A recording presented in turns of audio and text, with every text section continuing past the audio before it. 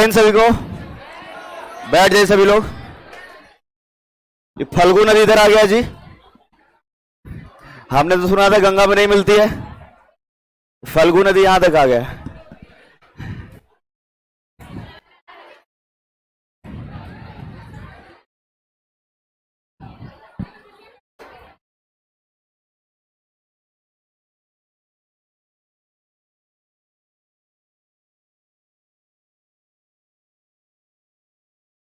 शुरू किया जाए ना। कहां तक पढ़ा दिया था आप लोगों को?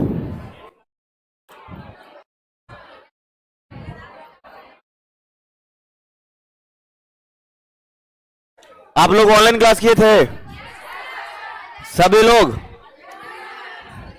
कह रहे मजा नहीं आया। तो ऑफलाइन का आदत है तो ऑनलाइन में, इसीलिए आप लोगों को। आज सोमवार है ना, सोमवार, आज मंगलवार है। ओके हमको लगा सोमवार तो जल्दी छुट्टी ना देना पड़ जाए। हाँ,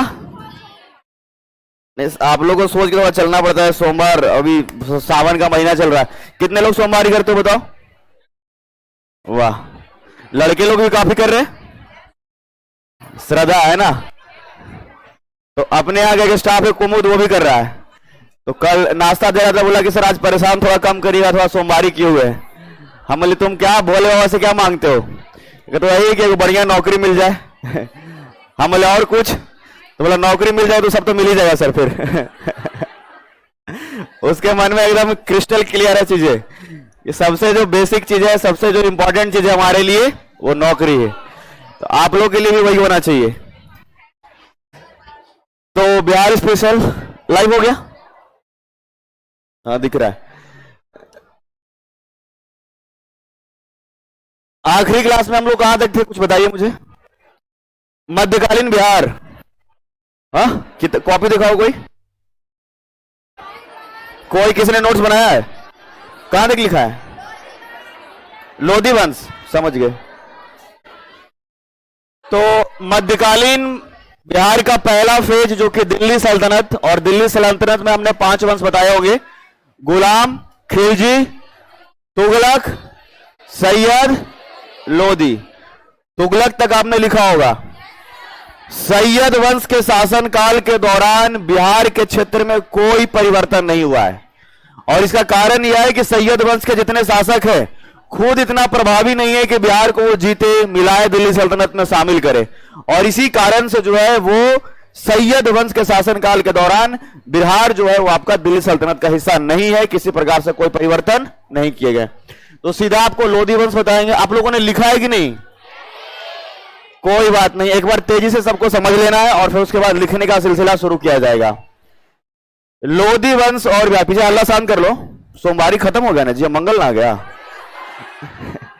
सोमवार खत्म हो गया, मंगल आ गया, इतना कहा है तुम लोग चर्चा कर रहे हो, बताओ। लोधी वंश और बिहार, मतलब कि लोधी वंश के शासनकाल के दौरान बिहार की स्थितियां क्या क्या है, जरा ध्यान से देखिएगा। आवाज नहीं जा रहा है, क्लियर नहीं आ रहा है, थोड़ा देख लीजिएगा, दूर कर ले। अभी ठीक है? अभी ठीक है? 2-3 बार ऐसे ही बोल देंगे तो ठीक है, चलेगा। तो इसके संस्थापक लोधी वंश के कौन है? बहलोल लोधी। क्या नाम है? तो जो बहलोल लोधी संस्थापक है, इसके शासनकाल के दौरान बस एक बात याद रखना है। सबसे पहला चीज कि ये लोधी जो है वो अफगानी मुसलमान है।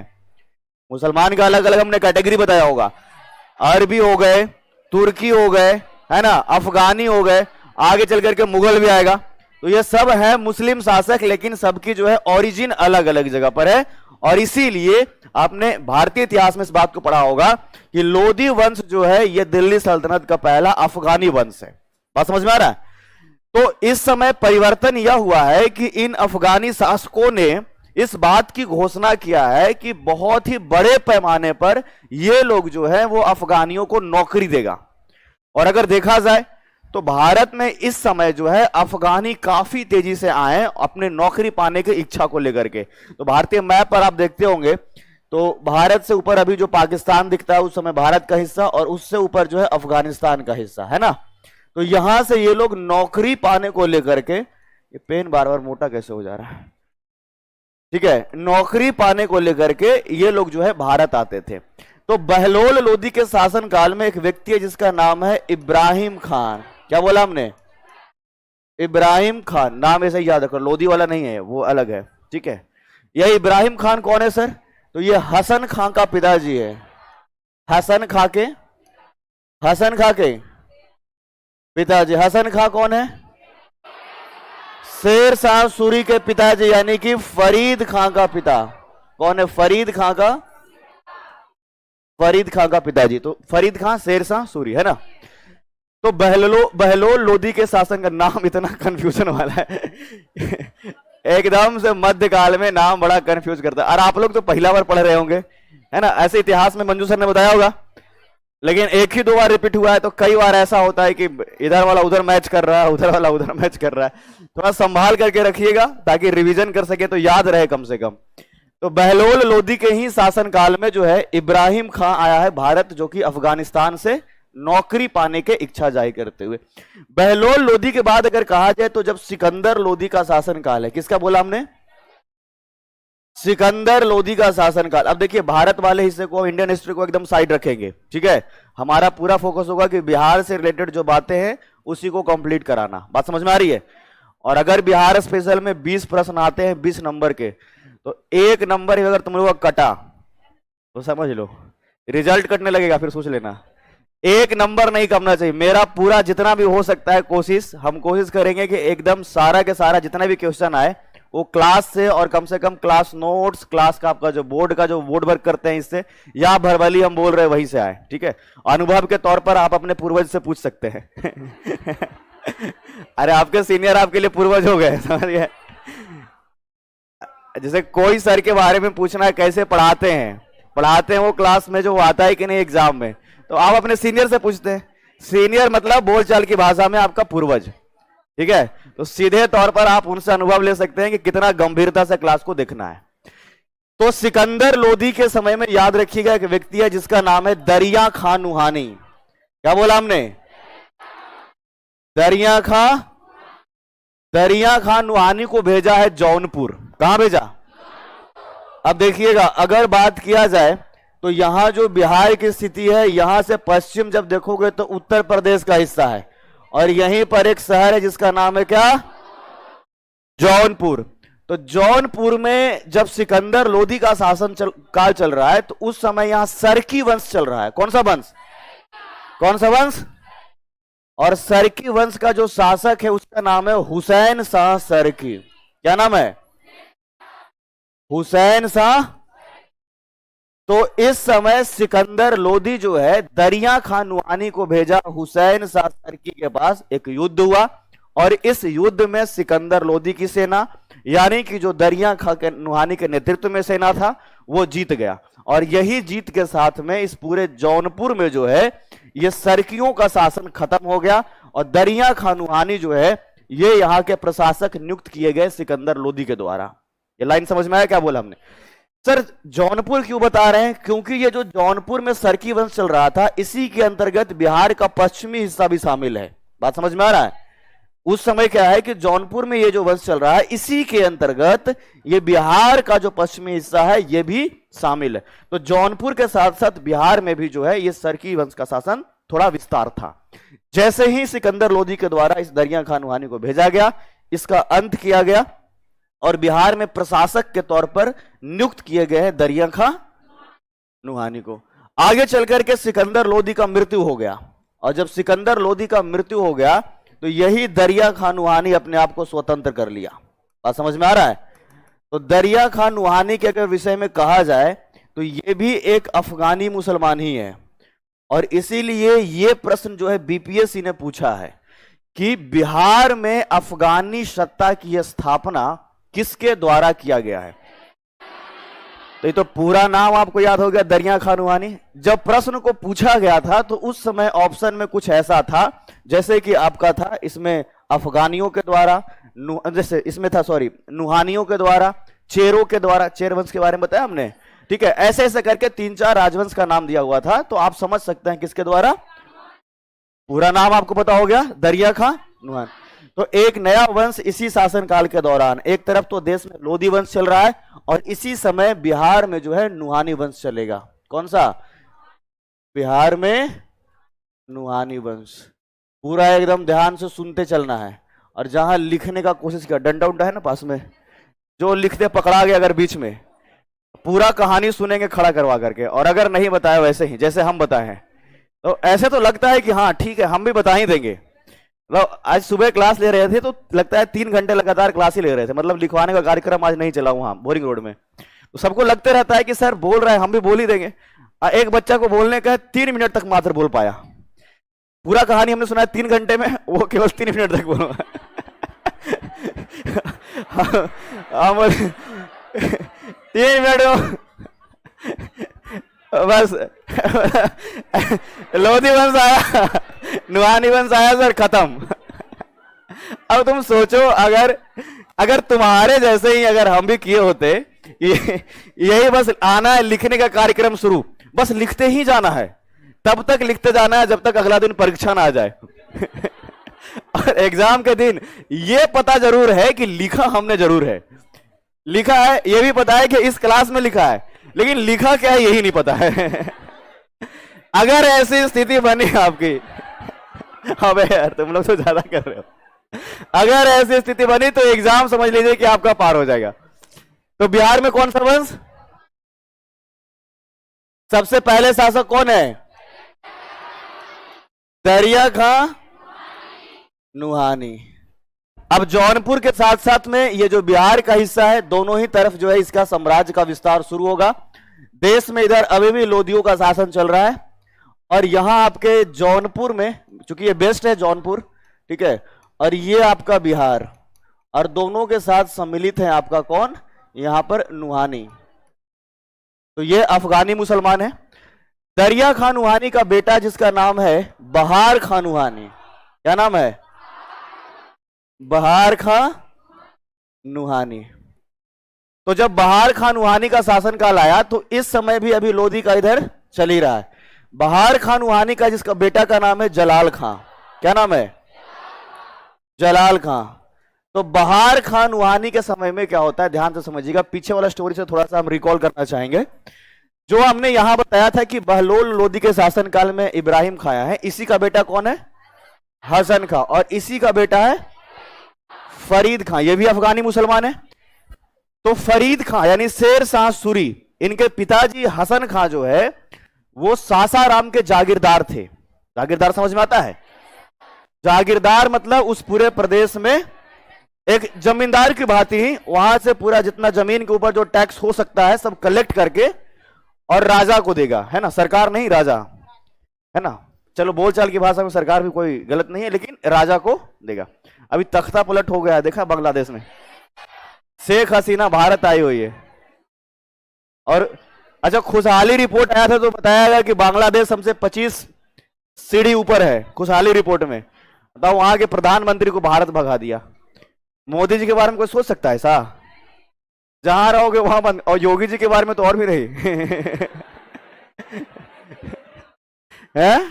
कब पता नहीं कब माइक पर आके बोलना शुरू कर दें। उत्तर प्रदेश की सुरक्षा और समृद्धि का पूरा जिम्मेदार प्रदेश की सरकार लेती है।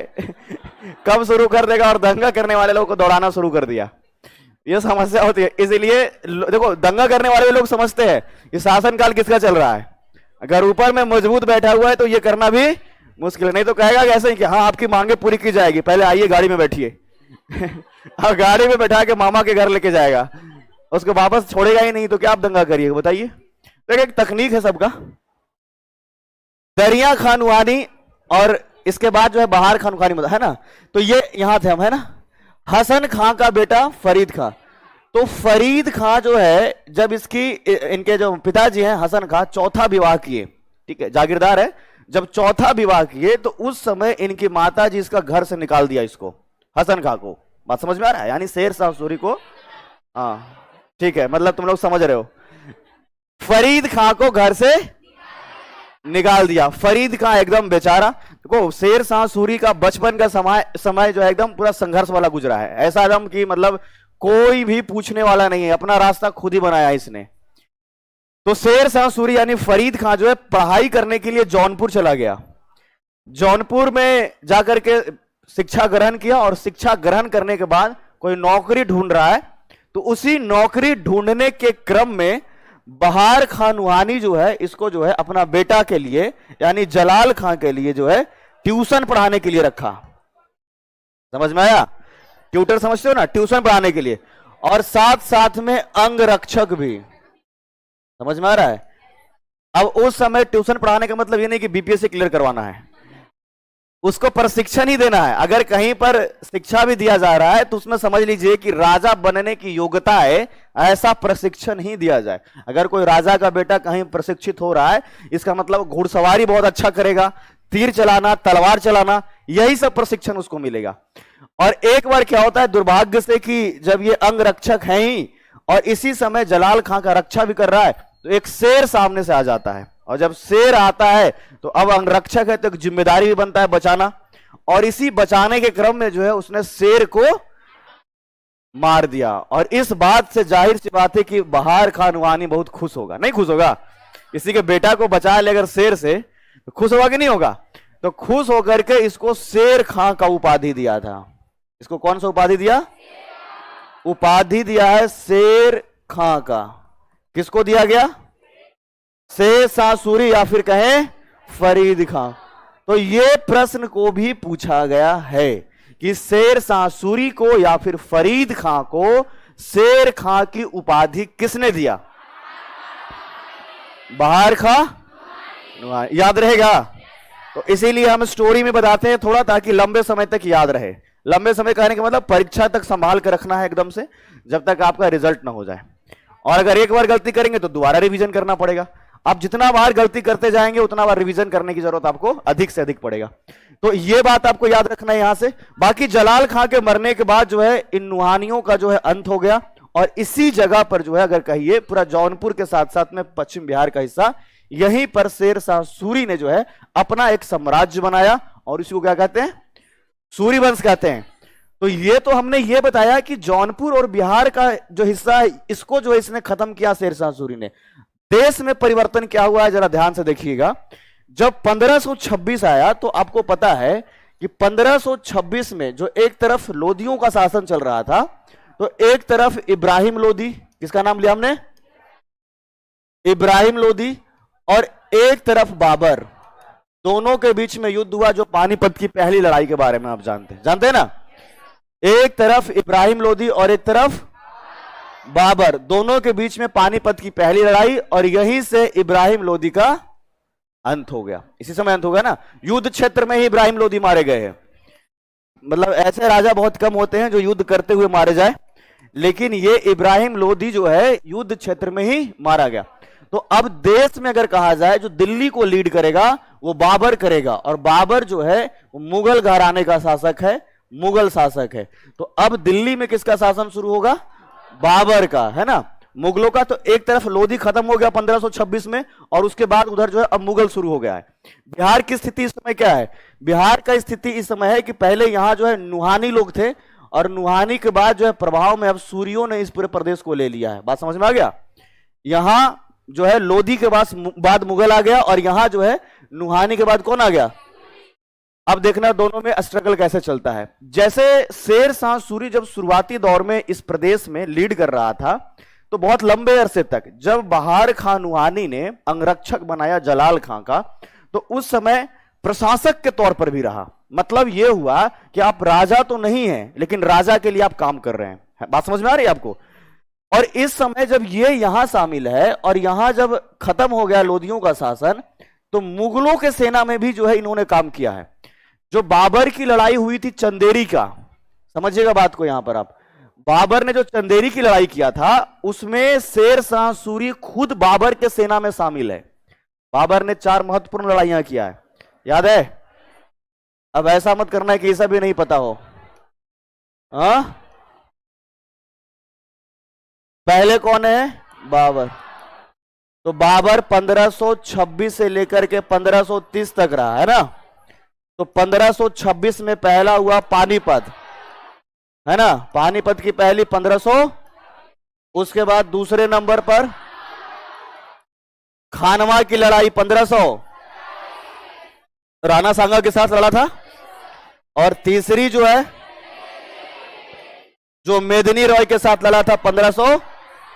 तो ये जो चंदेरी की लड़ाई हुआ है, इसी लड़ाई में जो है इधर शेर शाह सूरी भी शामिल है, शेर शाह सूरी शामिल है मुगलों के सेना में। और इसके बाद आपने तो चौथे नंबर पर घाघरा देखा ही होगा, है ना, 1530 में तो मृत्यु ही हो गया बाबर का। ये सब याद है कि नहीं सभी? कितने लोगों को बाबर से लेकर के औरंगजेब तक शासक का नाम याद है सीक्वेंस में? सबको? हाथ नीचे करो, शुरू करते हैं अब। बताओ बाबर, आराम से बताना है, डरना नहीं है। बाबर से लेकर औरंगजेब तक शासक का नाम।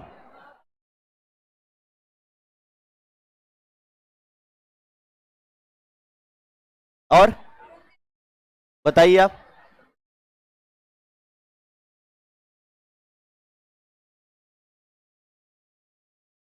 बताइए।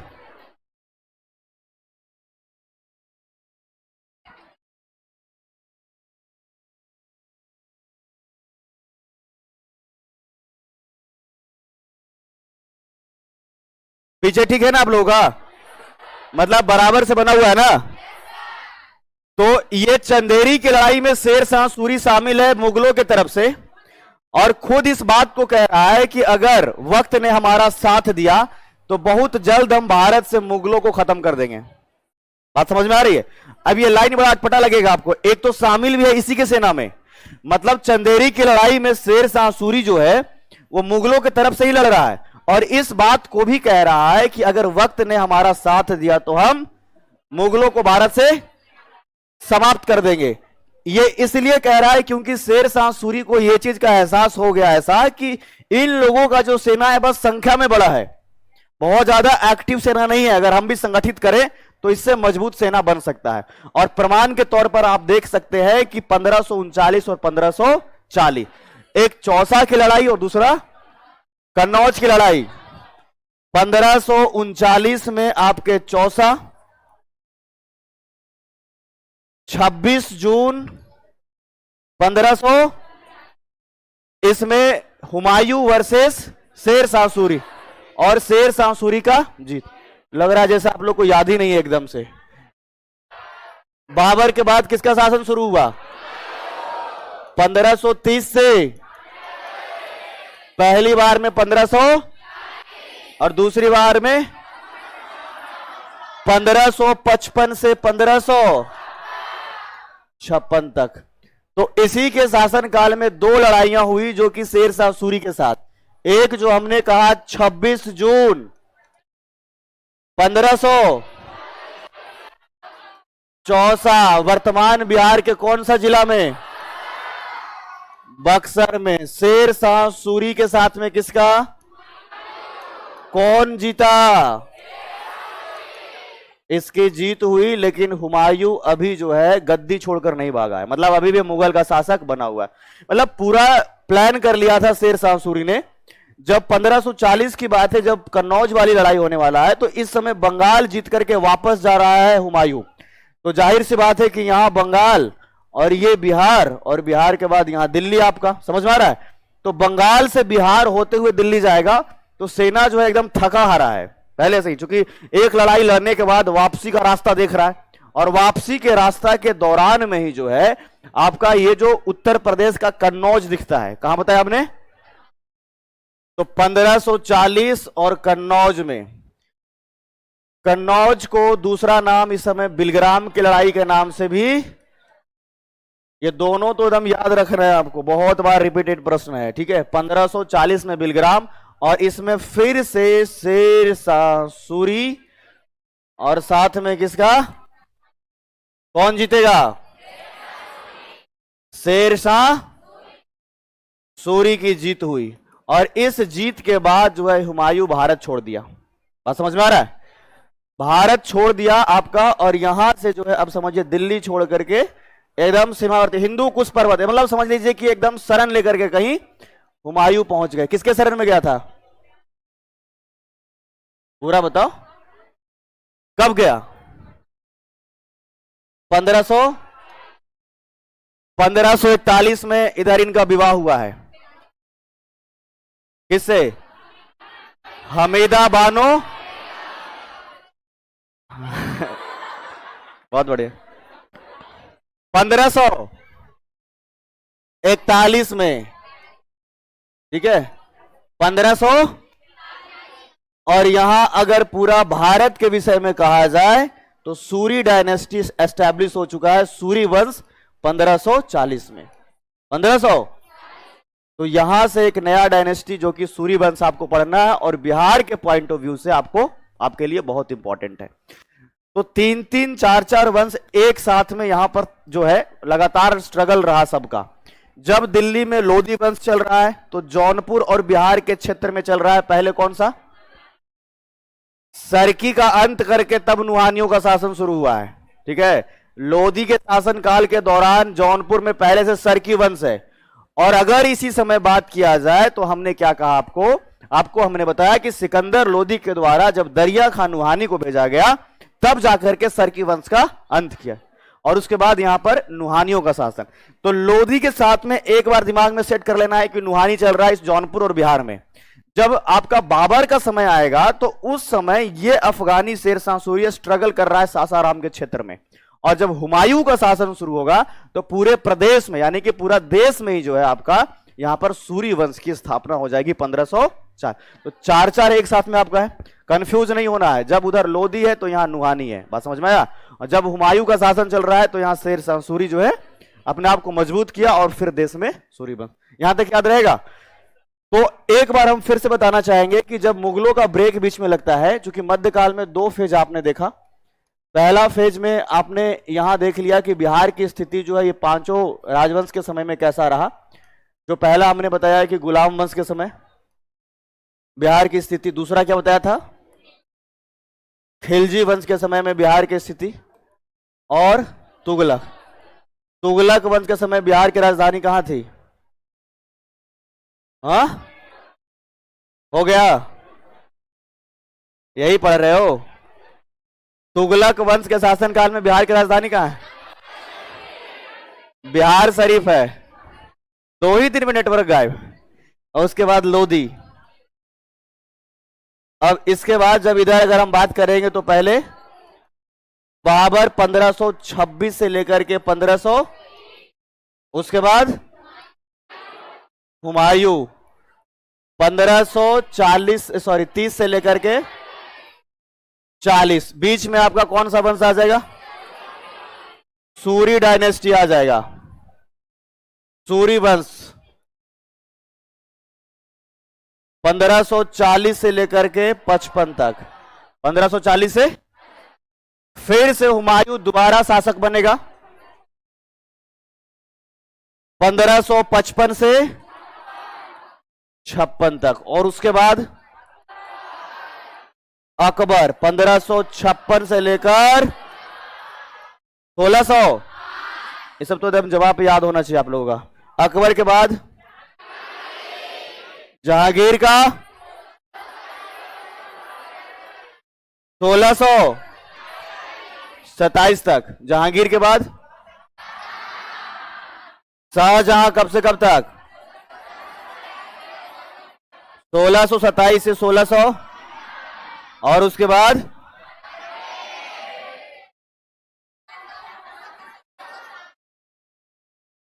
सत्रह सौ। तो पहले हम लोग मुगल को कंप्लीट कर लेते हैं ना। बीच में जो सूर्यवंश है हम उसको जब ये मुगल कंप्लीट हो जाएगा तो बता देंगे। दोनों में से कोई भी हम पहले पढ़ सकते हैं। तो बाबर के विषय में हमने बता दिया, हुमायूं के टाइम पर भी बता दिया आपको कि बस 2 लड़ाई को याद रखना है बिहार के, है ना, परिप्रेक्ष्य में। वहां आपके परिप्रेक्ष्य में ऑनलाइन क्लास नहीं चल रहा है, अब यहाँ है नहीं कोई, तो किसको पता है, बंद हो गया होगा। चलो तुम लोग पढ़ो अभी तब तक।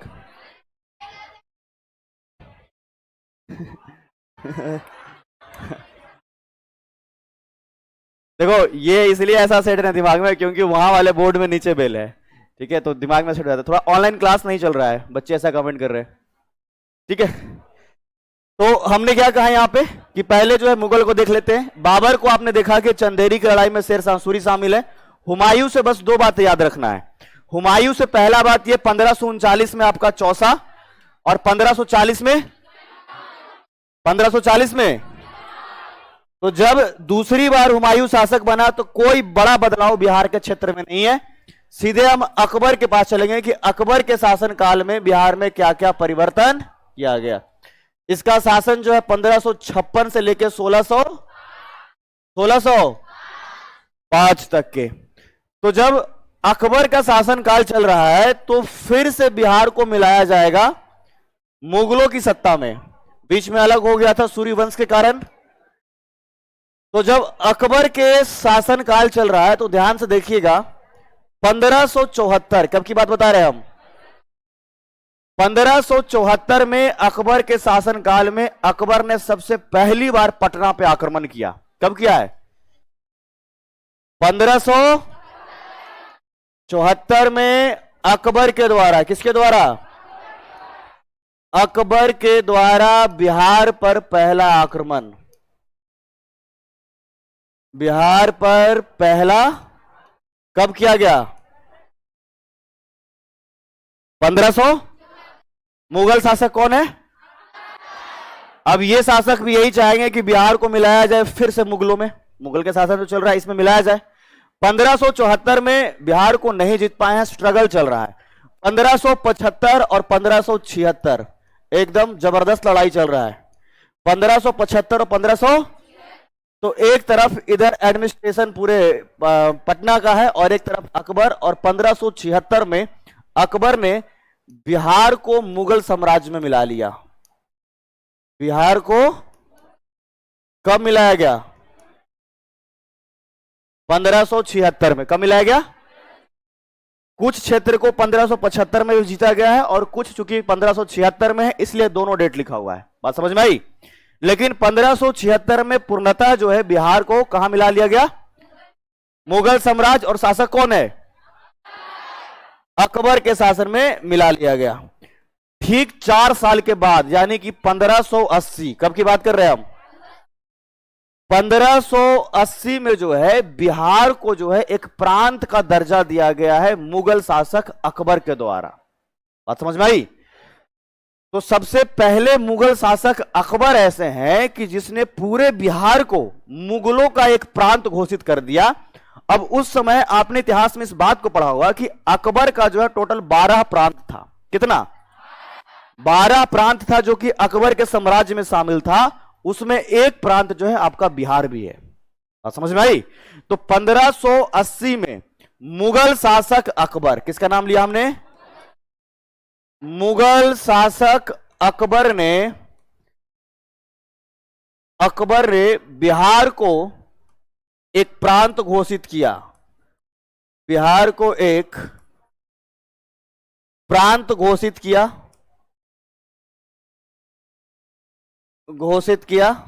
अब चूंकि आप समझ रहे हैं कि अपना प्रांत घोषित करने का मतलब ही है कि इसको शामिल कर लिया गया।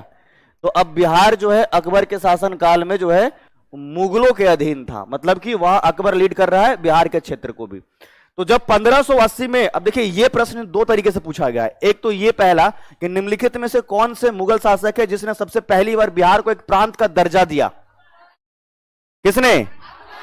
अकबर ऐसे पहले मुगल शासक है जिसने बिहार को एक, देखो सो गई, प्रांत का दर्जा दिया गया। परीक्षा के बाद जाग जाइएगा। रिजल्ट के बाद आपको खुद ही लगेगा कि जागना है। एक तो इतना भी रुला करके हम नहीं पढ़ाते हैं, नहीं ना पढ़ाते हैं। एकदम ऐसा लगता है कि एकदम जबरदस्ती से पढ़ा रहे, मार पीट के नहीं ना। और फिर भी अगर तुम सोते हो तो हमको बहुत दुख होता है। हमको लगता है अब क्या परिवर्तन किया जाए। अब ये तो दो तरीके होते हैं, आप पूरा दिन पढ़ते तो थक जाते हैं, या तो फिर आप रात को भी जागते हैं बहुत अधिक, दोनों ही समस्या हो सकती है। तो रात्र में जब आप ज्यादा जागते हैं उसको थोड़ा कम करिए, सोइए ताकि आप दिन में जाग सकें। समझ में आ गया? कब की बात कर रहे हैं? 1500। अब बताओ ना, ये प्रश्न पूछा हुआ है। सबसे पहला जो है मुगल शासक अकबर है जिसने बिहार को एक, प्रांत का दर्जा दिया, और ये 12 प्रांत में से एक प्रांत बिहार भी इसमें, ठीक है, 12 प्रांत में शामिल जो है आपका बिहार भी है। क्लियर है सबको? यहां का सूबेदार नियुक्त किया है अकबर ने मुनीम खां को, ध्यान से समझना। अब चूंकि राजा अकबर जो है बिहार में ही नहीं रहेगा, वो तो रहेंगे दिल्ली में। जो अलग अलग प्रांत है, प्रदेश है, वहां का क्या करेगा, प्रशासक यानी सूबेदार नियुक्त करेगा। तो अकबर ने बिहार के क्षेत्र में जो पहला सूबेदार नियुक्त किया है उसका नाम है मुनीम खां। क्या नाम है? अकबर ने किसको नियुक्त किया? अकबर ने मुनीम खां को जो है बिहार का प्रशासक या बिहार का जो है सूबेदार, है ना, सूबेदार नियुक्त किया। तो पहला ये रहा। इसी के शासनकाल में, जब अकबर का शासनकाल चल रहा है, तो एक बड़ा ही चर्चित सूबेदार आया, बहुत प्रसिद्ध रहा है, जिसका नाम है मान सिंह। ठीक है, क्या बोला हमने? ये उधर वाला लड़ाई वाला नहीं है, समझ में? ये दूसरा है, जो उधर महाराणा प्रताप की तरफ जा रहा है वो नहीं। अकबर ने एक सूबेदार को नियुक्त किया, प्रशासक को नियुक्त किया है मान सिंह को, जो बड़ा प्रसिद्ध था इस बिहार के क्षेत्र में अपने प्रशासन को चलाने को लेकर के। तो दो नाम याद रखना है। एक तो अगर प्रश्न ऐसा पूछा कि मान सिंह को जो है बिहार का सूबेदार किसके द्वारा बनाया गया था? किसके द्वारा? क्योंकि यह प्रश्न दूसरे तरीके से इसलिए पूछ सकता है क्योंकि यह बहुत प्रसिद्ध था इस पूरे बिहार के क्षेत्र में। जब इसका प्रशासन चल रहा है तो बहुत ही सजग तरीके से चल रहा है, और इसी कारण से यह प्रसिद्ध अधिक हुए मान सिंह। समझ में आ रहा है? तो दोनों नाम, एक तो मुनीम खान का और दूसरा मान सिंह का। तो इतना बात जो है आपको अकबर से संबंधित याद रखना है बिहार के परिप्रेक्ष्य में। समझ में आया? अकबर के बाद शासक कौन बनेगा? कौन बनेगा? जहांगीर। और अगर जहांगीर की बात किया जाए तो बिहार में कोई बड़ा परिवर्तन नहीं। 2-3 इस समय जो है सूबेदार नियुक्त किए गए हैं, लेकिन कोई बड़ा प्रभावी नहीं है, मतलब बहुत बड़ा परिवर्तन नहीं किया। हां, अभी भी जो बिहार का हिस्सा है वो मुगलों के अंतर्गत था। इसमें बस याद आपको यह रखना है कि बिहार जो है, बिहार मुगलों के साम्राज्य में या मुगलों के सत्ता में शामिल, मुगलों के सत्ता में शामिल रहा, मुगलों के सत्ता में शामिल रहा। इस बात को ध्यान रखना है। कोई बड़ा परिवर्तन नहीं किया गया है। सूबेदार कई बार नियुक्त किए जा रहे हैं, लेकिन सूबेदार बहुत प्रभावी नहीं है। जैसे जैसे मुगल शासक कर रहे हैं उसी तरीके से कर रहा है। जहांगीर के बाद शाहजहां, और शाहजहां के बाद ये तीनों जो है एक ही पेज में निपट जाएंगे, ध्यान से देखना। शाहजहां के समय में भी बिहार मुगलों का हिस्सा, मुगलों का हिस्सा। इस समय भी, इस समय अगर कहा जाए तो कई सूबेदार बने, लेकिन कोई बहुत अधिक प्रभावी नहीं है। हम 5-6 नाम बता देंगे, उसका कोई लॉजिक नहीं है, प्रश्न पूछा ही नहीं जाता है। ठीक है, जब औरंगजेब का शासन काल आया है तो यहां से आपको कुछ बातें ध्यान में रखना है। एक व्यक्ति है जिसका नाम है दाऊद खां। क्या बोला हमने? दाऊद खां को औरंगजेब ने जो है ये सूबेदार बनाया। किसका नाम हमने बताया? दाऊद खां को औरंगजेब ने सूबेदार बनाया बिहार का। और इसमें इसने एक बड़ा परिवर्तन किया है कि जो बिहार के आप दक्षिण में देखते हो, जो आपका गया का क्षेत्र दिखता है, इसी क्षेत्र में एक शहर इसने बसाया था उस समय, जिसका नाम है दाऊद नगर। हाँ, ध्यान से सुनो, बता रहे हैं। उस समय का गया में जो है ये शहर बसाया गया इसी दाऊद खां के द्वारा, जिसका नाम क्या है? दाऊद। आगे चल करके इसी गया से जो है अलग होकर के एक जिला बना जिसका नाम है औरंगाबाद। तो अभी वर्तमान में यह शहर दाऊद नगर जो है आपको कहां दिखेगा? कहां दिखेगा? औरंगाबाद। कितने लोग हैं औरंगाबाद से? बहुत लोग। आप तो बढ़िया जानते होंगे दाऊद नगर को, है ना? जब हम बिहार में बिहार का उद्योग पढ़ाएंगे तो दाऊद नगर और ओबरा का नाम लेंगे। औरंगाबाद में एक जगह है ओबरा, कोबरा नहीं, ओबरा। ठीक है, और एक जगह है दाऊद नगर।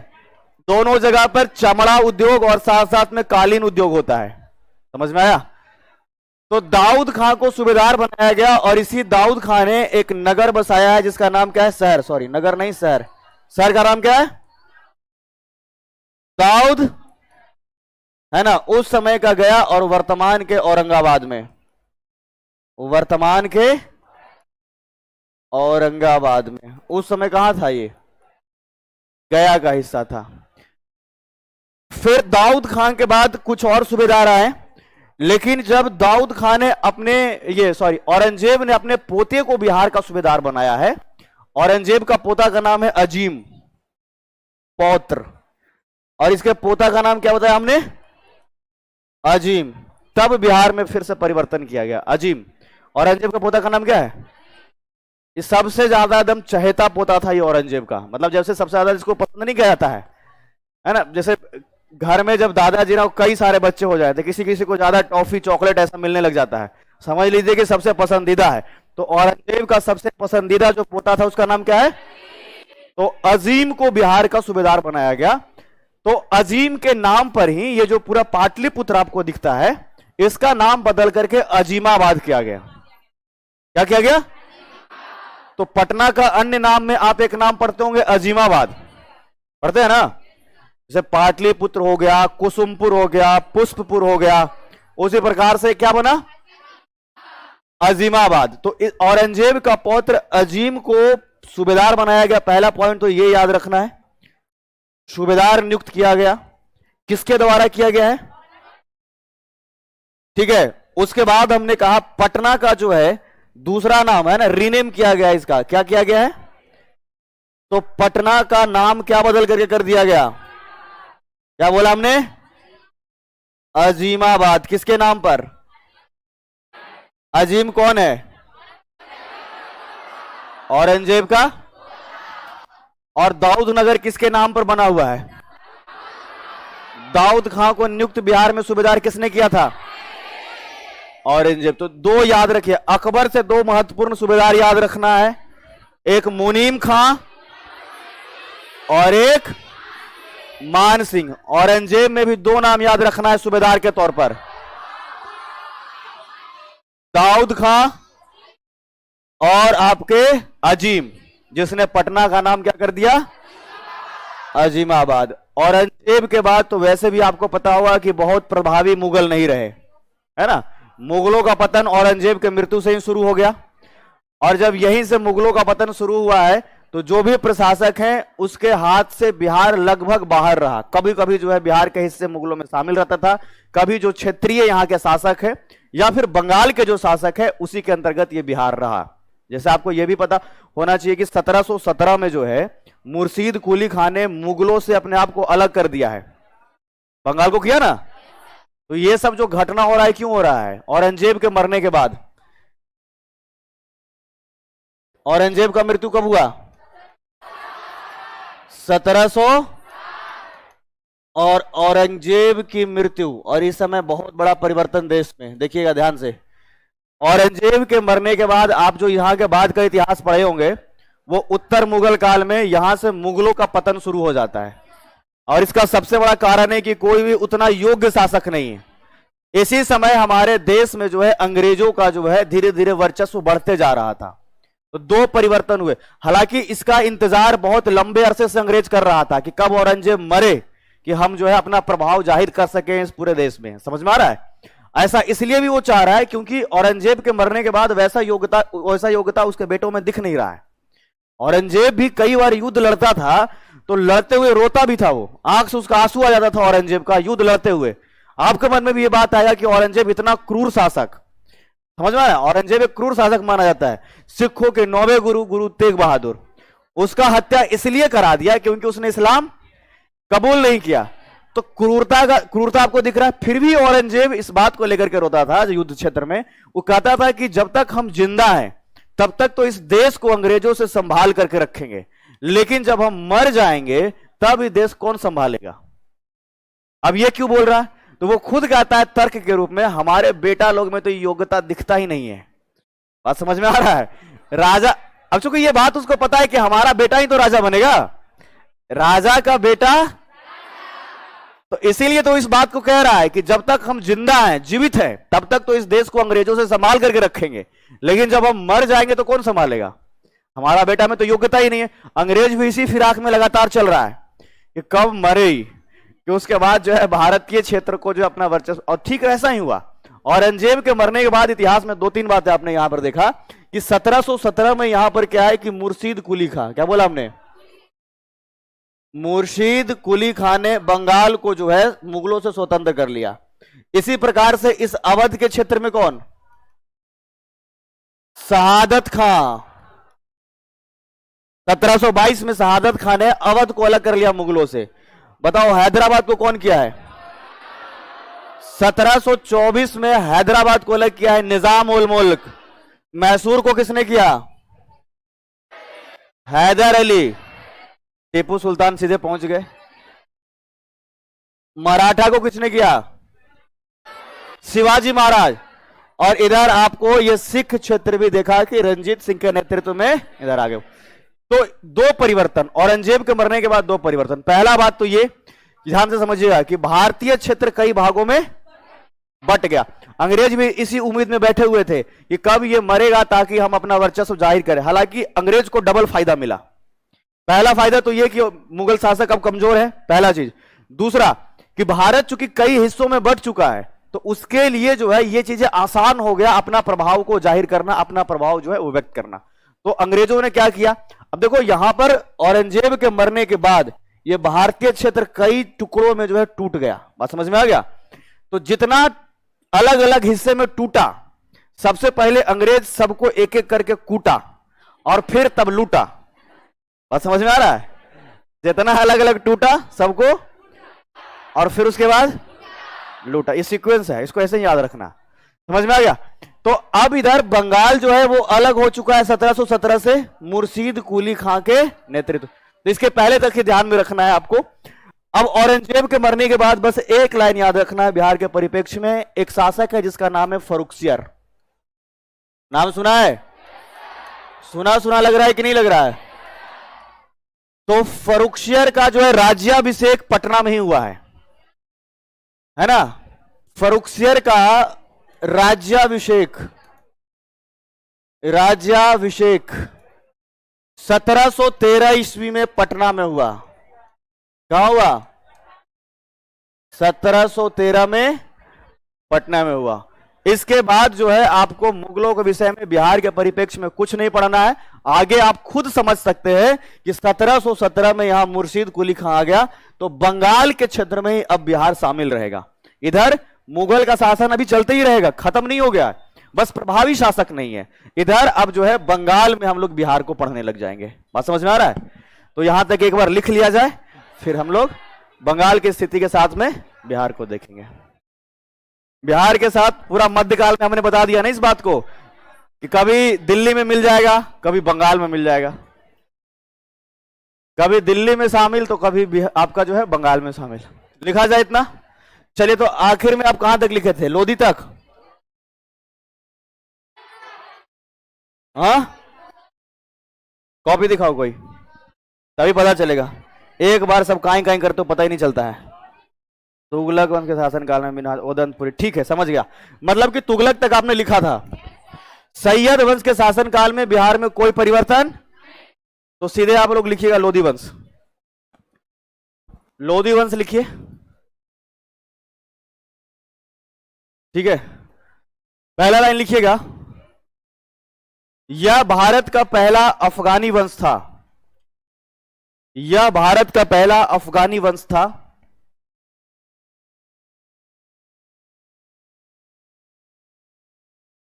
है ना, यह भारत का पहला अफगानी वंश था। इस काल में अफगानियों को भारत में बड़े पैमाने पर नौकरी दी गई। इस काल में,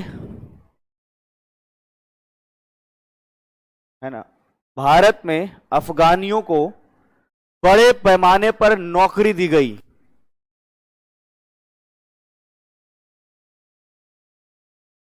नेक्स्ट पॉइंट में लिखना है, इब्राहिम खां,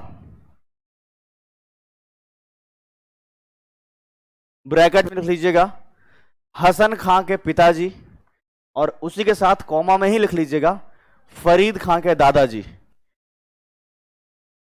लिखिएगा इब्राहिम खां, ब्रैकेट में लिखिएगा हसन खां के पिता, और कॉमा देकर के लिख लीजिएगा फरीद खां के दादा। दादाजी तो हो गए ना। इब्राहिम खां बहलोल लोदी के शासनकाल में, इब्राहिम खां बहलोल लोदी के शासनकाल में नौकरी करने भारत आया था। नौकरी करने भारत आया था।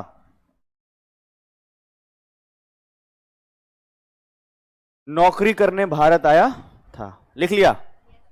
आगे लिखिएगा नेक्स्ट पॉइंट में, सिकंदर लोदी ने, सिकंदर लोदी ने जौनपुर के सरकी वंश का अंत कर, एक सेकेंड, जौनपुर के सरकी वंश के अंत कर, ठीक है कोई बात नहीं, अगले लाइन में मेंशन कर देंगे। सरकी वंश का अंत कर दरिया खान नुहानी को, दरिया खान नुहानी को, दरिया खान नुहानी को जौनपुर का प्रशासक नियुक्त किया। हाँ,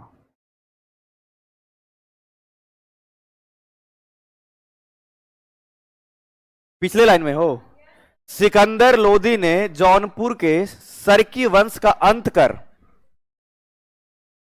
सरकी वंश का अंत कर, लिखा, दरिया खान नुहानी को, दरिया खान नुहानी को जौनपुर का प्रशासक नियुक्त किया, जौनपुर का प्रशासक नियुक्त किया।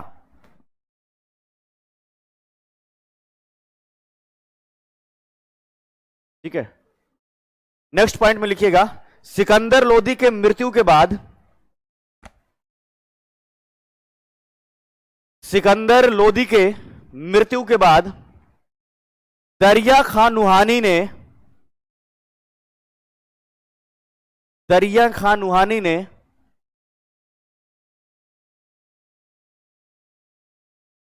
अपने आप को लोदियों से मुक्त कर लिया, अपने आप को लोदियों से मुक्त कर लिया।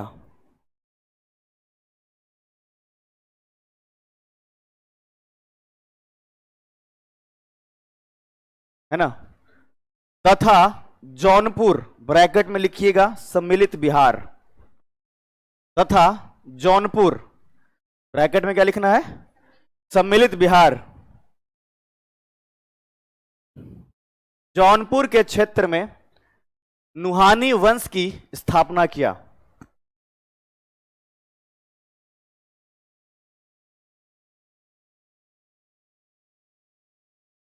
नेक्स्ट पॉइंट में लिखिएगा, स्थापना किया।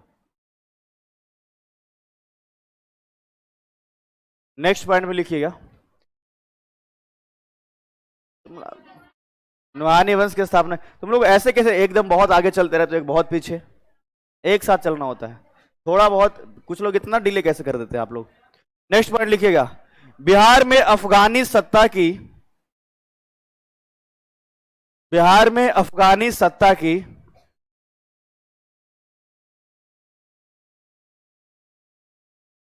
स्थापना इन नुहानियों के द्वारा ही किया गया।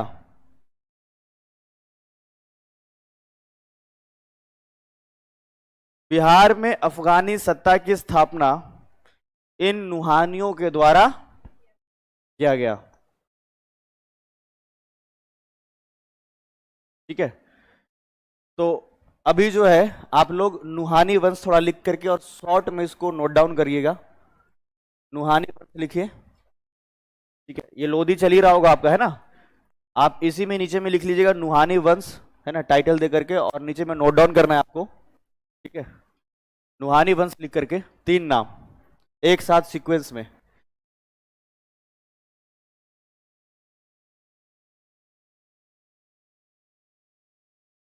ठीक है, सबसे पहले क्षेत्र में लिख लीजिएगा जौनपुर के साथ सम्मिलित पश्चिमी बिहार, उसमें लिखिएगा संस्थापक के तौर पर, या पहला नाम में आपको यहां पर लिखना है दरिया खां नुहानी। दरिया खां नुहानी। उसके बाद बहार खां नुहानी। ऐसे ही डायग्राम बना करके आपको लिखना है। बाद में रिवीजन जब आप करोगे तो एक बार में समझ में आ जाएगा कि किसका बेटा कौन है। नहीं तो एग्जाम में समझ में आएगा आपको कि आपने उल्टा करके आ गया। फरीद खां को शेर खां की उपाधि दिया। शेर खां की उपाधि दिया। ठीक है, बहार खां नुहानी के संदर्भ में। और एक आखिरी लाइन इसमें आप ऐड कर लीजिएगा। ठीक है, जलाल खां के मृत्यु के बाद, चलो लिखो, हम लिखवा देते हैं इसको, पहले आप इतना नोट डाउन करो, उसको तो हम लिखवा देंगे। ठीक है, नुहानी वंश लिखिएगा और उसमें लिखिएगा क्षेत्र जौनपुर के साथ पश्चिम बिहार, है ना, सम्मिलित। पहला पॉइंट में लिखिएगा दरिया खां नुहानी। अब इसको रिपीट नहीं करेंगे क्योंकि यहां पर भी लिखने का मतलब हो गया कि सिकंदर लोदी के द्वारा इसको भेजा गया है ना।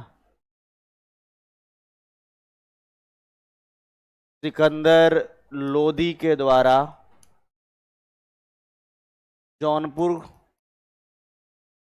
जौनपुर का प्रशासक नियुक्त किया गया, बनाया गया, बाद में खुद को स्वतंत्र किया है। दूसरे लाइन में लिख लीजिएगा बहार खान, और सेम नोट डाउन करिए, फिर हो जाए बताइए मुझे।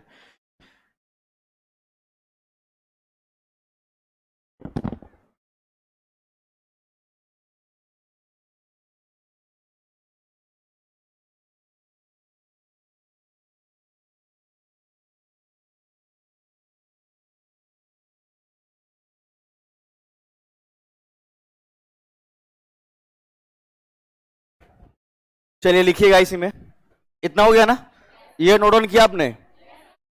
लिखिएगा जलाल खां के मृत्यु के बाद, जलाल खां के मृत्यु के बाद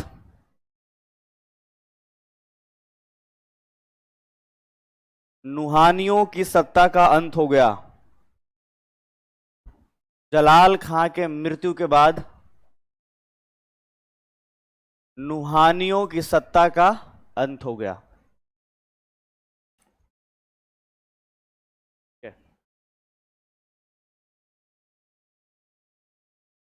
तथा इस क्षेत्र में शेर खां ने अपनी सत्ता स्थापित की, अपनी सत्ता स्थापित की।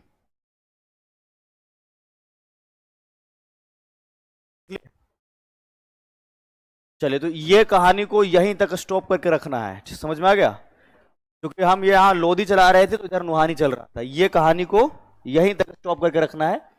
और अब जो है आपका दूसरा स्टोरी चलेगा यहां पर, चूंकि लोधियों का अंत होगा और मुगलों का प्रारंभ होगा। बात समझ में आ रहा है ना आपको। तो लोधी के साथ में ही दिल्ली सल्तनत समाप्त भी होता है। लोधी वंश के समय के, जब लोधी वंश का शासन खत्म, मतलब दिल्ली सल्तनत का शासन खत्म। अब बाबर का शासन आएगा और इस समय बिहार के क्षेत्र में अभी भी नुहानी लोग शामिल रहेंगे। लेकिन जब बाबर लीड करेगा देश को तो इन लोगों का मजबूरी बन जाएगा, नुहानियों का, खास करके यहां पे नुहानी के बाद अफगानियों का, जिसमें कि शेर शाह है, कि ये शामिल हो जाएगा बाबर के सेना में। बात समझ में आ रही है। अब ये सब कुछ चल ही रहा है कि इसी समय आप जानते हैं कि हुमायूं के शासनकाल के दौरान पूरा देश में सूर्यों का शासन शुरू होगा। तो यहां पर दो तीन तरीके का स्टोरी एक साथ चल रहा है, समझ में आ रहा है कि नहीं। तो कुछ कुछ फिल्म आपने देखा होगा, उसमें क्या रहता है कि पहले इधर के कहानी रोक करके और उधर वाला चलाएगा। 3 इडियट देखा है, जैसे कौन सा एक मूवी, KGF, इसमें बहुत सारा स्टोरी एक साथ चलते रहेगा। तो ऐसा ही कुछ चल रहा है कि अभी इधर के स्टोरी को रोक रहे हैं हम नुहानियों का, और आपको यह बता रहे हैं कि अभी आपको बाबर हुमायूं को देखना है, देश में चूंकि मुगलों का हो गया। तो सब लोग टाइटल दीजिएगा, मुगल कालीन बिहार।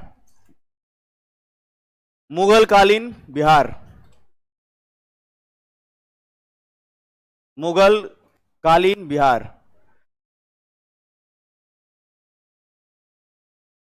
पहले लाइन में लिखिएगा आप लोग,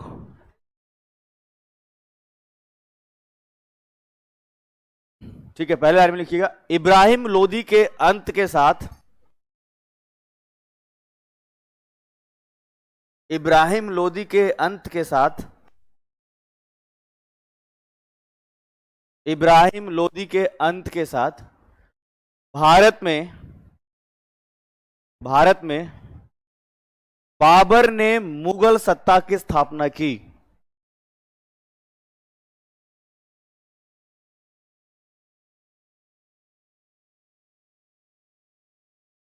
बाबर ने भारत में मुगल सत्ता की स्थापना की। नेक्स्ट पॉइंट में लिखिएगा, 1528 में हुए चंदेरी की लड़ाई में,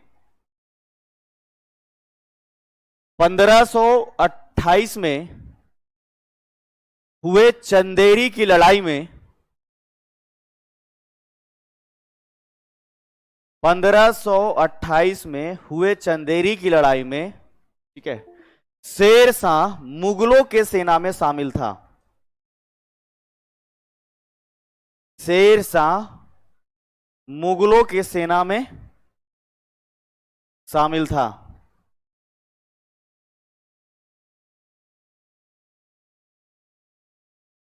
ठीक है, इसमें लिखा है, इसी युद्ध के दौरान, इसी युद्ध के दौरान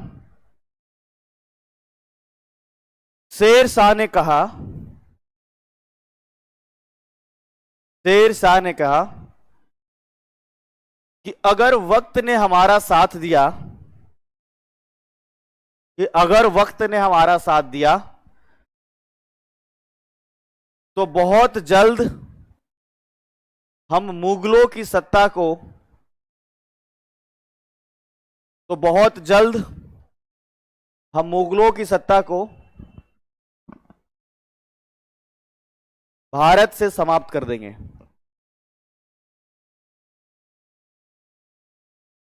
मुगलों की सत्ता को भारत से समाप्त कर देंगे। देखिए, मेरा पूरा फोकस है एकदम से शेर शाह सूरी के ऊपर, है ना, क्योंकि बिहार स्पेशल में जो ये पर्सनालिटी है शेर शाह सूरी, ये बहुत इंपॉर्टेंट है। मतलब अल्टरनेटिव अगर आप देखें कि अगर मेडिवल बिहार से क्वेश्चन बनेगा तो बहुत अधिक चांस बनता है कि शेर शाह सूरी से बनेगा। ठीक है, तो ये बताने का मेरा बस केवल यही तात्पर्य था कि आप समझिए कि शेर शाह सूरी उसमें शामिल है। लिख लिया आपने? आगे लिखिएगा नेक्स्ट पॉइंट में।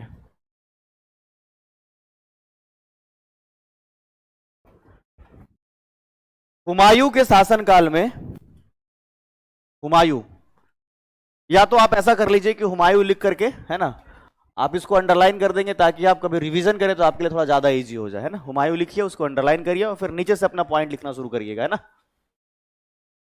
डेट भी मेंशन कर सकते हैं अगर आपको याद नहीं है तो, 1530 से 40 और दूसरी बात 1555 से 56। हालांकि मेरा पूरा भरोसा है कि आप लोगों को याद होगा, है ना। चलिए पहला पॉइंट लिखिएगा, 26 जून 1539, 26 जून 1539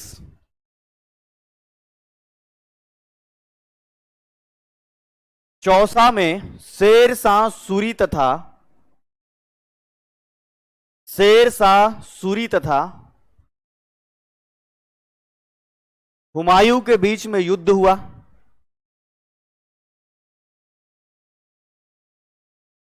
हुमायूं के बीच में युद्ध हुआ जिसमें शेर शाह सूरी की जीत हुई, जिसमें शेर शाह सूरी की जीत हुई।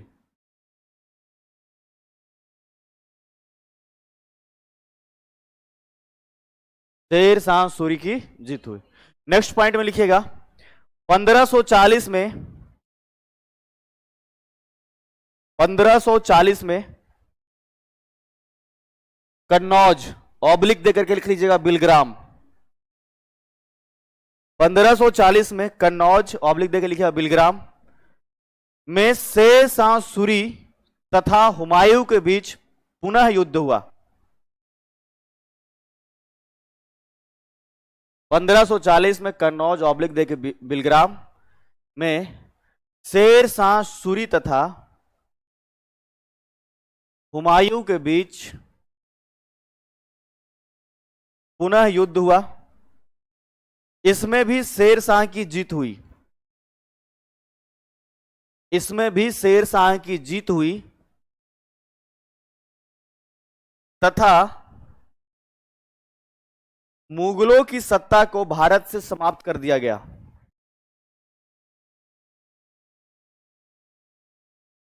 तथा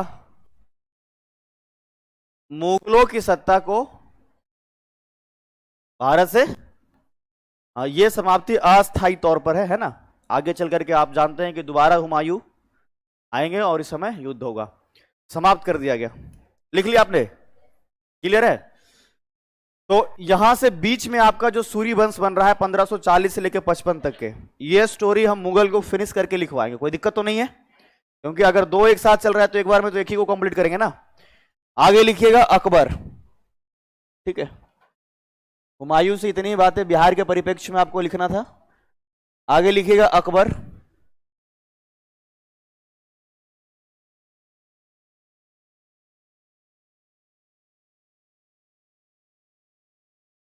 समय भी साथ में ब्रैकेट में लिख लीजिए, 1556 से 1605।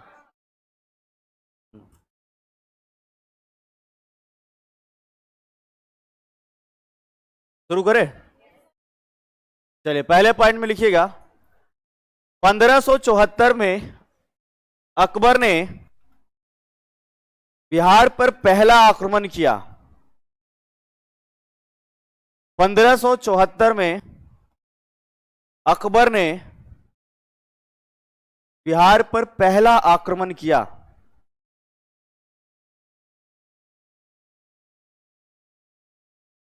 नेक्स्ट पॉइंट लिखिएगा, 1575-76 दोनों को एक साथ में लिखना है। 1575-76 है ना। तो एक साथ अगर इसको जब पढ़ने की जरूरत पड़े तो 1576 आप वैसे पढ़ सकते हैं। 1576 में बिहार को जीतकर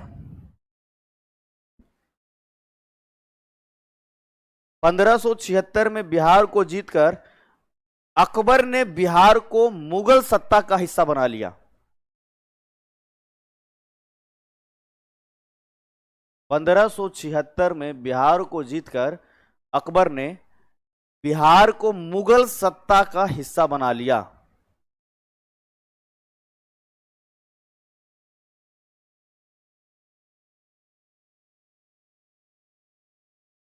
ठीक है, तो अगर मान लीजिए यहां से प्रश्न ऐसा पूछता है कि अकबर ने बिहार को कब जीता, 1576 आपको अगर डेट है वहां पर ऑप्शन में मेंशन, तो आप 1576, दोनों ऑप्शन में नहीं रहेगा, 75 और 76 दोनों नहीं रहेगा। अगर फिर भी दोनों दिया हुआ है तो प्रायोरिटी बेस पर आप 76 को ही लगाइएगा। बात समझ में आ रही है? ऐसी संभावना नहीं है कि कभी भी ऐसा प्रश्न पूछे, क्योंकि 75 में कुछ क्षेत्र को जीता है और कुछ को 76 में कंप्लीट रूप से, तो ओवरऑल हम ये कह दिए। नेक्स्ट पॉइंट में लिखिएगा, 1580 ईस्वी में 1580 ईस्वी में अकबर के द्वारा बिहार को मुगल साम्राज्य का एक प्रांत घोषित किया गया। 1580 में अकबर के द्वारा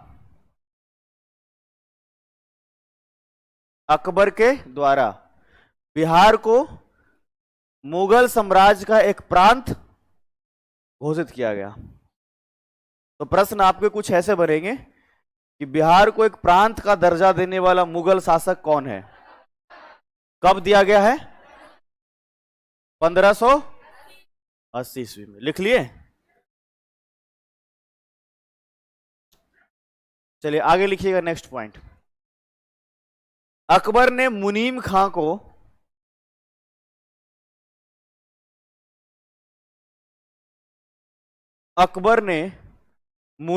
को बिहार का सूबेदार बनाया। मुनीम खां को बिहार का सूबेदार बनाया।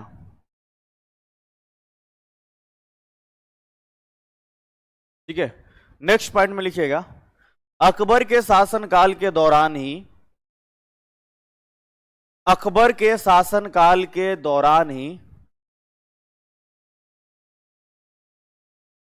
बिहार के प्रसिद्ध सूबेदार मान सिंह को नियुक्त किया गया था। बिहार के प्रसिद्ध सूबेदार मान सिंह को नियुक्त किया गया था। ठीक है, एक और पॉइंट लिख लीजिएगा इसमें, है ना, कि अकबर के शासनकाल में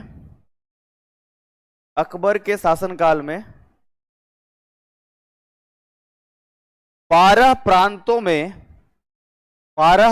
में एक प्रांत बिहार भी शामिल था।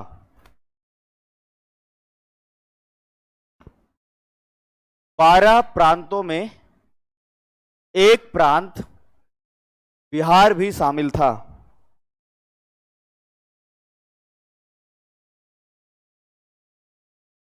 लिख लिए? चलिए आगे बढ़ते हैं। तो जहांगीर से लिखने की जरूरत तो है नहीं कुछ, ना शाहजहां से है। इस समय भी सूबेदार बनाए गए थे, ऐसा नहीं है, लेकिन कोई वैसा प्रभावी नहीं है। मतलब जो राजा कह रहे हैं उसी का अनुसरण ये लोग कर रहा है। तो आप एक साथ एक लाइन में भी लिख सकते हैं कि जहांगीर और शाहजहां के शासनकाल में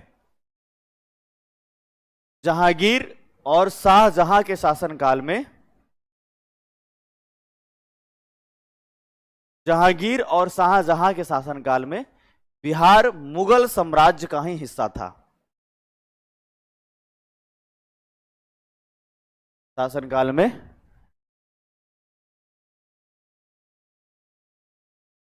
बिहार मुगल साम्राज्य का ही हिस्सा था।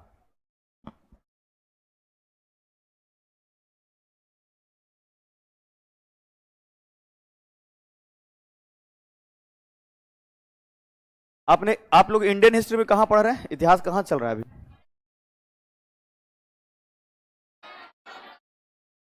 कौन सा? सविनय अवज्ञा आंदोलन। मतलब लगभग आप लोग अंतिम पड़ाव पर ही हैं। बहुत जल्द भारत आजाद होने वाला है है ना। सविनय अवज्ञा आंदोलन, और 15 अगस्त भी आ रहा है। 15 अगस्त से पहले सर को बोल दीजिए कि आजाद करा दीजिए हम लोगों को, है ना सही, आगे लिखिएगा। थोड़ा सा सर इधर उधर का बात करना शुरू कर दिया, अगर यही चीज तो अच्छा लगता है आप लोगों को, है कि नहीं? सर पढ़ाना छोड़ करके अगर अपनी बात करना शुरू करे, यही चीज सबसे अच्छा लगता है बच्चों को, है कि नहीं? मेंटली एकदम रिफ्रेश रहते हैं आप लोग। आगे लिखिएगा। औरंगजेब ने, ये आपने जहांगीर और शाहजहां को लिख लिया ना एक साथ, तो लिखिए औरंगजेब ने दाऊद खां को बिहार का सूबेदार बनाया या सूबेदार नियुक्त किया। औरंगजेब ने दाऊद खां को बिहार का सूबेदार नियुक्त किया। ठीक है, नेक्स्ट पॉइंट में आप लिखिएगा, दाऊद खां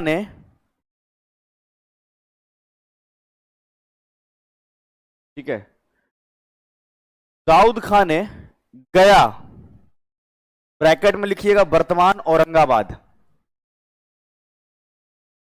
दाऊद खां ने गया, ब्रैकेट में क्या लिखना है? वर्तमान औरंगाबाद के क्षेत्र में दाऊद नगर शहर का स्थापना किया था।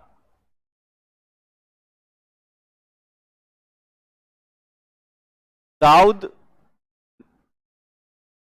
नगर शहर की स्थापना किया था।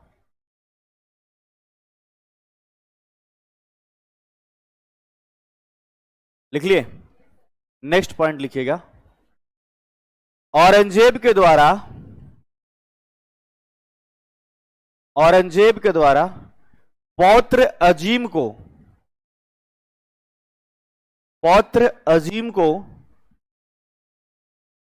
बिहार का सूबेदार नियुक्त किया गया?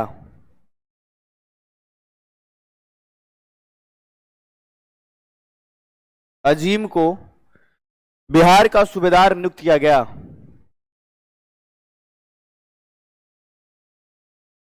लिखे, औरंगजेब के द्वारा पौत्र अजीम को बिहार का सूबेदार नियुक्त किया गया। नेक्स्ट पॉइंट में लिखिएगा,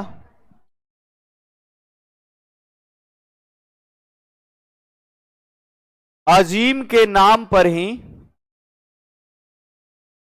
अजीम के नाम पर ही पटना का नामांकन अजीमाबाद के रूप में किया गया। अजीम के नाम पर ही पटना का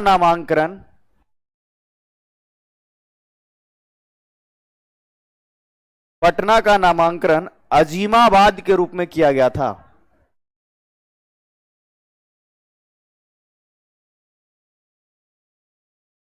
अजीमाबाद के रूप में किया गया था। लिख लिए? आगे लिखिएगा नेक्स्ट पॉइंट में, मुगल शासक फर्रुखसियर, मुगल शासक फर्रुखसियर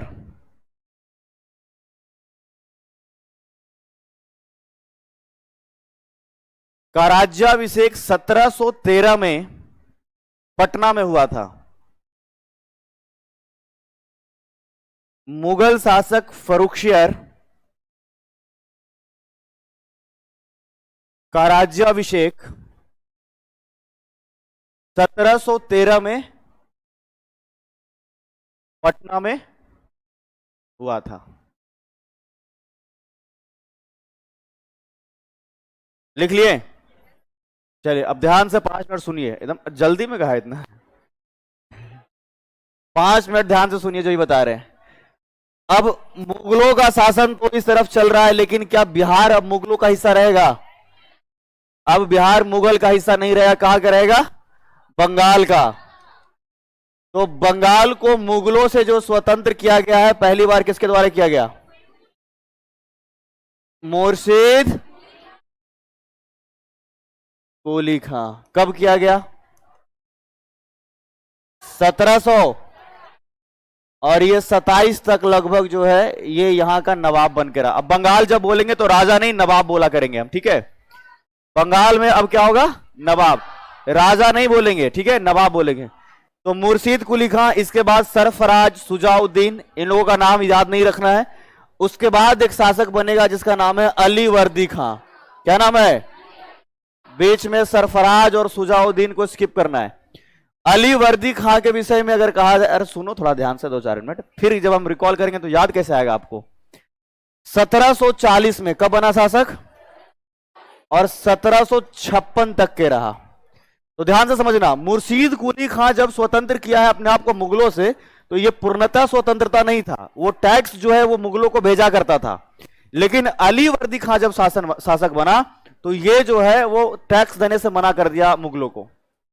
वो कारण यह था कि जब मुर्शीद कुली खां अलग हो रहा है तो जाहिर सी बात है कि अगर डायरेक्ट कहेगा विद्रोह करके कि हम पूरे तरीके से एकदम इंडिपेंडेंट है, तो विद्रोह भी हो सकता है, मुगल शासक उसको है ना युद्ध भी कर सकता है। तो इसीलिए टैक्स दिया करता था जो है ये पहले आपके मुर्शीद कुली खां। बाद में जब अली वर्दी खां आया तो टैक्स देने से इनकार कर दिया और पूर्णतः स्वतंत्र हो गया मुगलों से अली वर्दी खां के शासनकाल में। तो अली वर्दी खां 1740 से 1756। उसके बाद इनका नाती जिसका नाम है सिराजुद्दौला, ठीक है, सिराजुद्दौला 1756 से लेकर के मात्र 1 वर्ष 57। इसको धोखा दिया जाएगा किसके द्वारा? मीर जाफर। और 1757 से लेकर के 60 तक के, फिर ये भी हटेगा तो आएगा मीर कासिम। कब से कब तक? 1760 से 63, और फिर दोबारा आएगा मीर जाफर 1763 से 65 तक। तो इसको बस एक बार दिमाग में सेट रखना है, क्योंकि जब आगे हम बंगाल बताएंगे तो ये सब नाम आपको दोबारा देखने को समझ में आ रहा है। तो आज की सेवा यहीं तक, कल आप लोगों से फिर मुलाकात होगी इसी समय। अब लगभग हिस्ट्री आपका कंप्लीट हो रहा है ना, तो क्या हुआ कि आप लोगों का जो है थोड़ा टाइम जो है हो सकता है पहले होगा, तो हम ज्यादा समय दे पाएंगे आप लोगों को। अभी क्या है कि 12 बजे से आप लोग आए हुए रहते हैं, है ना, 11 बजे से जगह लूटने के लिए, ताकि आगे बैठ सके।